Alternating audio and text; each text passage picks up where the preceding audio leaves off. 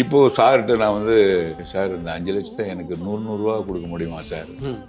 100 எதுக்கு? இல்லை சார், எங்கள் அம்மாட்ட நான் லட்சக்கணக்கில் சம்பாதிப்பேன்னு சொன்னேன் சார். அவங்ககிட்ட போய் இந்த பணத்தை நான் காட்டணும் சார், லட்சமான்ட்டு. அது 100 கொடுத்தா நிறையா இருக்கும்ல சார், அதுக்காக சார். அவர் ஒரே சிரிச்சுட்டையோ கூட்ட சுப்பையா நாங்கள் ஒருத்தர் இருந்தார், கூட்டு வந்து பேங்க்கில் போய் 100 கிட்டா மாற்றிட்டு வாங்க சொல்லி 1/2 மூட்டை சார் பணம். 5 லட்சத்தை 1/2 மூட்டை வந்துட்டு எப்படி தான் எடுத்துன்னு போகிறீங்க?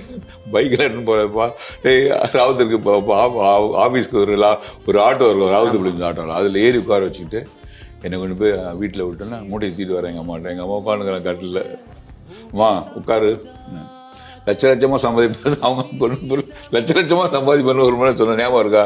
சரிப்பா, இப்போ என்னப்பா அதனால இப்போ சம்பாதிச்சிட்டோமா, இந்த பாருங்கள் இது அட்வான்ஸ் தான், இது கார் வாங்க போகிறேன், இதில் இங்கே பாருங்கள் கொடுத்துருக்காங்க பாருங்கள், நம்ப மாட்டீங்க சொல்லி கழட்டி அப்படியே உட்கார வச்சு மேலே தூக்கி போட்டேன், கடற்கடன்னு கொட்டினேன், அப்படியே பண மாடையில் கொட்டினேன்.